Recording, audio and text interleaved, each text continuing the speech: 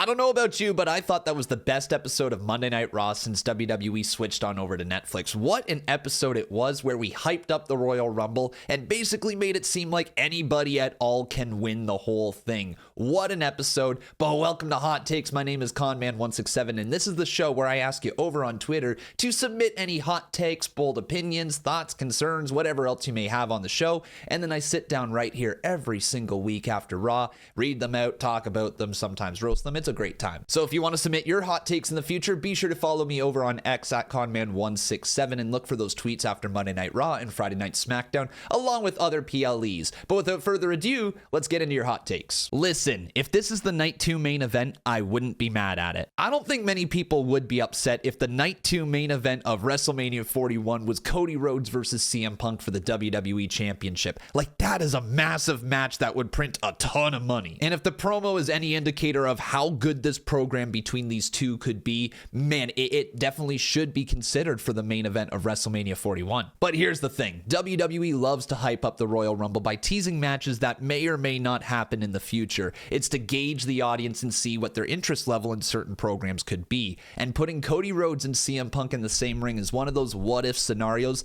that may or may not happen, but the reaction of the crowd leads me in the direction of thinking this could be actually the main event of WrestleMania, especially if The Rock isn't going to be involved and Roman is off doing other things, and who knows what's going on with the World Heavyweight Championship. But there's also the Seth Rollins ordeal, there's John Cena, there's the possibility Brock Lesnar could be there. There's so many other people that could win this Royal Rumble that I don't have a clue who's going to win this year. Like, your guess is as good as mine, but seeing CM Punk win the Rumble and then having to make the decision between Gunther or Cody Rhodes seems like he's going in the direction of Cody Rhodes. But like, hey, what if maybe somehow, some way Seth Rollins were to win in the Elimination Chamber, taking that world title away from Gunther? Then all of a sudden, you got a question, does CM Punk go after Seth Rollins for the World Heavyweight title? Does he chase Rollins, who has that championship that he wants, and then maybe he goes through him to get that WrestleMania main event?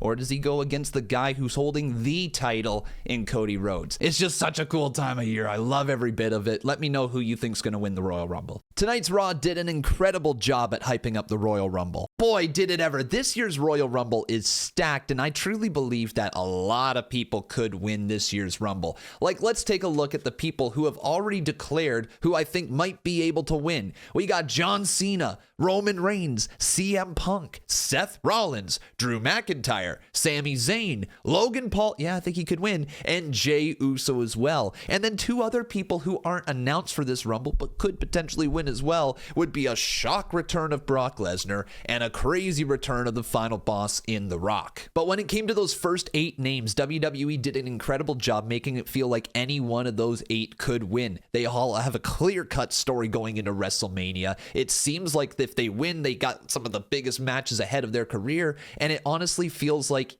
any one of them could win the title at Mania. Like, Cena's in his last year. Reigns wants his title back. Punk wants his WrestleMania main event. Rollins wants to stop Punk from getting his WrestleMania main event. Drew wants to win a title in front of people. Sami wants to prove he's on everybody's level. Logan Paul's a prick. And Jey Uso is a main event yeeter. He wants that title and he wants to finish his own damn story. There's so many reasons why everybody that I just listed could win this year's Rumble. And to me, that is the most exciting thing that I have experienced as a wrestling fan in the better part of the last 7 years. It's felt like WWE has had a clear-cut direction and like 1 or 2 very obvious winners for the Royal Rumbles in the last most years that we've had it. This time it feels incredibly unpredictable, and I gotta credit WWE. They did a great job building up this year's Rumble, at least for the men. The women, another story. They could have done some more building for the women's division. Come on. I have the feeling that it won't be Randy getting involved in the KO and Cody match at the Rumble, but Sami will get involved and cost Kevin Owens the match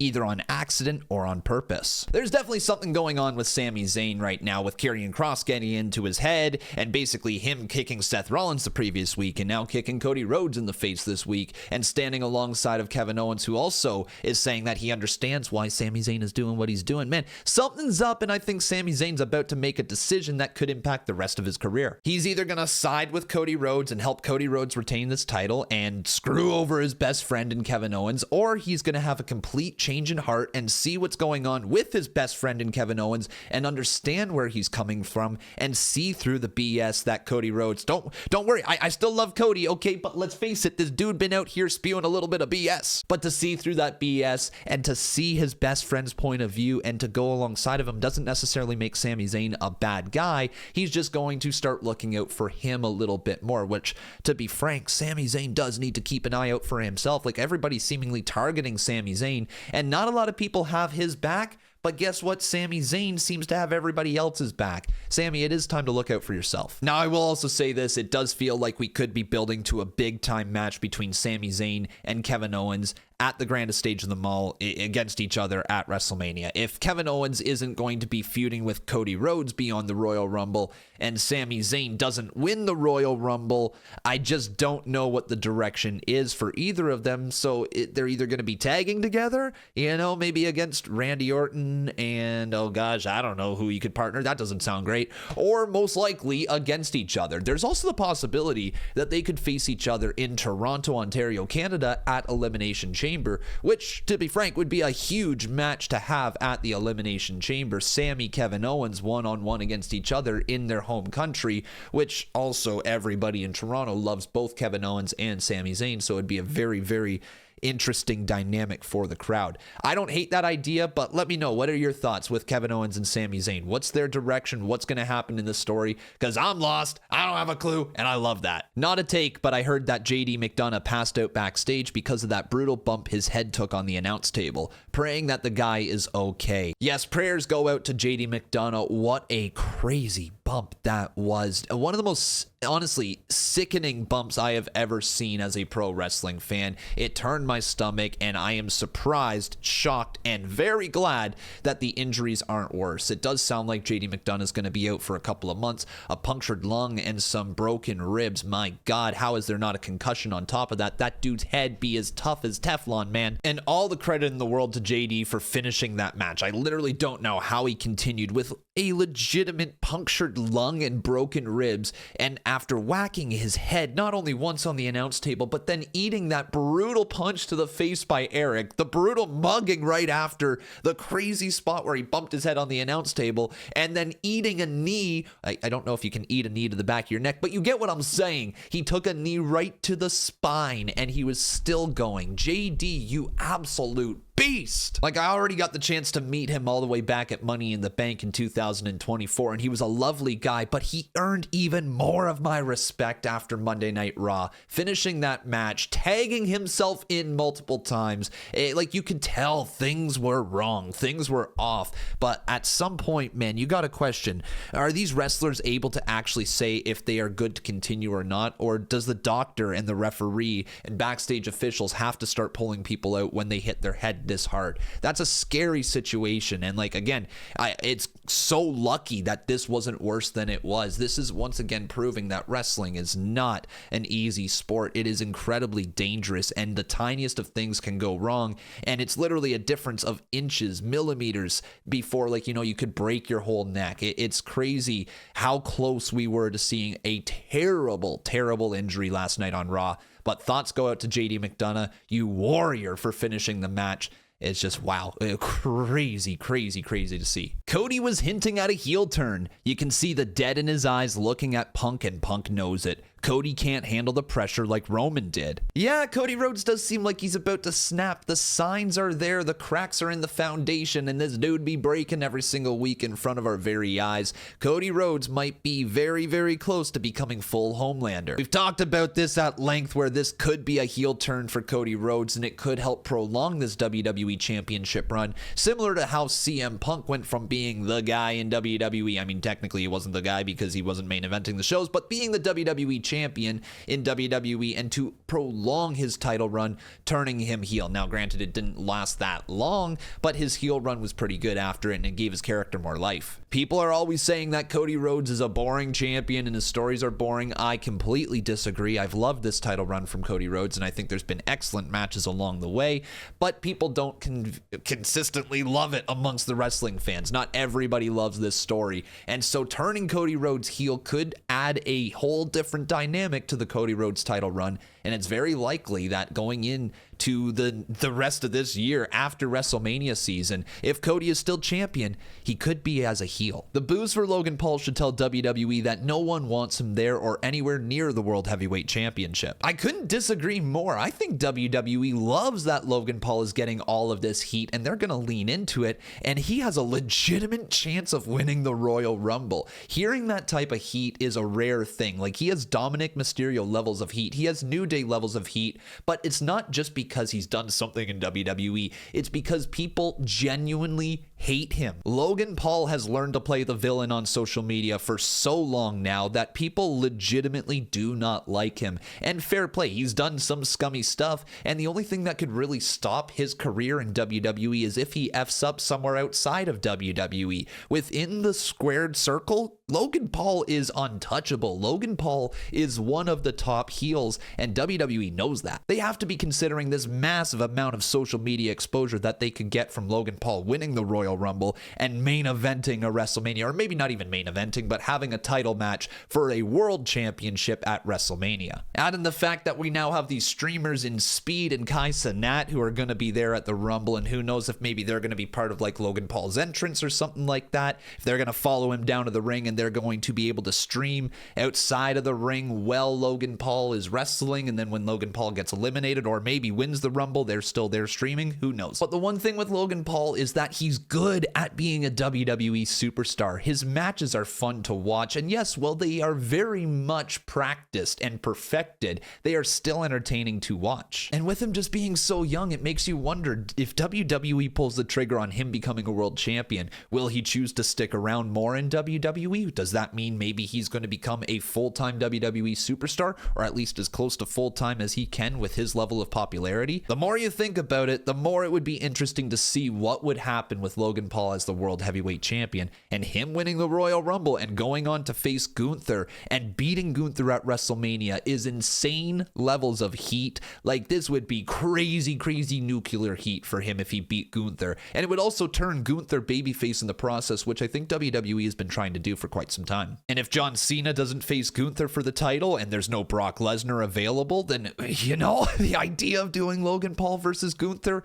doesn't suck. I don't hate it. Sheamus who? Penta for the Intercontinental Championship. Yeah, I don't think we needed to put down Sheamus in order to elevate Penta here, but I will be real. Penta looks like he could be the next IC champion, and him against Braun Breaker at WrestleMania might be the way to go. Seeing Penta win a title so early on in his career in WWE might just be the way to make this man a massive star. Sure, the idea of Sheamus taking on Braun Breaker one more time and finally winning that title at WrestleMania to complete his collection would be a really cool story, and I do think someday we need to see Sheamus finally win that Intercontinental Championship. But also, Sheamus is at this point in his career where, like, that feels like it's the last thing left for him to do, and the moment that he wins that title, it could be the end of his career. Like, I don't know how many more years left Sheamus has in him. He looks great, but like, he's getting up there in age, and granted, if he continues to work out the way that he does, he might be wrestling till he's 70 for all we know, but the guy might just end his career by winning the Intercontinental Championship. So if we pull the trigger on Sheamus winning the title right now, I don't know where he goes, but Penta winning the title could help make him a main eventer of the future. I might be pushing it, but all the people talking about the Royal Rumble brought up 29 other people. An excessive amount. I feel so maybe a 31st entry is going to happen. The Rock? This idea of The Rock entering at number 31 in the Royal Rumble has been a topic of conversation amongst the wrestling fans, and a lot of people speculating that this could happen. I'm one of those people. I think that this could, if The Rock is going to be at WrestleMania, it could be a very easy way to interject him back into the Cody Rhodes storyline and to get that title match between Cody and Rock at WrestleMania 41. However, I'm leaning towards the side of it not happening because I don't think The Rock is actually going to be involved in this year's WrestleMania, which is just so wild to say after how involved he was just a year ago and how he's been all over the WWE programming, going back to Bad Blood, the Raw on Netflix debut. There's been a lot of weird things with The Rock this past year, and Now, I'm going to say it. I don't think he's going to be at WrestleMania. But hey, if he's going to be at WrestleMania and if he's going to face Cody Rhodes for the title, him abusing his power as the final boss of WWE to add a 31st entrant into the Royal Rumble and eliminate whoever is in there, a CM Punk, a Roman Reigns. Goodness me, that would be wild if he eliminated Roman Reigns. Imagine The Rock entered at number 31, eliminated Roman Reigns, and The Rock doesn't win the Royal Rumble. Well, then there you go. You could build to Roman Reigns versus The Rock at WrestleMania as well. Like, obviously, The Rock being involved at WrestleMania is a bigger deal than him not being involved at WrestleMania, and everybody watching wants the final boss at WrestleMania 41. It's just a matter of, will it happen? I personally don't think so. Zelina moving to SmackDown is great. The LWO has kind of held her back, and giving her this opportunity to go separate is the right call. SmackDown's women's mid-card division starts and ends with Chelsea and Michin, so Zelina is a big plus. Could maybe lead to an Andrade reunion too. Yes, this is the end of Zelina Vega in the LWO, and honestly, this is the right call. Zelina Vega is incredibly talented, and it has felt like her time in the LWO didn't lead to any more prominent featuring on WWE TV. She was always there, but she was never really being pushed. But moving her over to Friday Night SmackDown lets her enter that mid-card division, and somebody like Zelina Vega would absolutely elevate the Women's United States Championship. A feud between Zelina Vega and Chelsea Green seems like a really great idea, and the promo battles between the two plus the comedy in between would be very entertaining. But the idea of Zelina Vega going back to being the manager of Andrade doesn't necessarily feel like a step forward for her either. If she is going to be affiliated with Andrade, she absolutely needs to be a wrestler on top of it. She can't just be a manager. It's almost like we would need a new evolution of Zelina and Andrade. I personally like the idea of Zelina going with Malachi Black if he shows up in WWE. The real life husband and wife partnership on screen could be entertaining,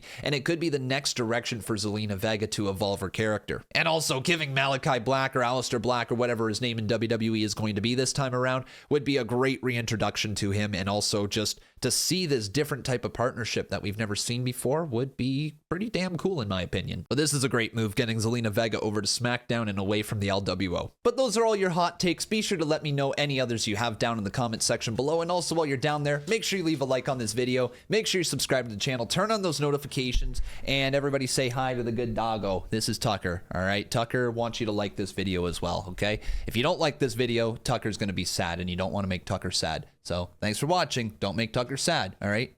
Don't make him sad. Do it. Like the video.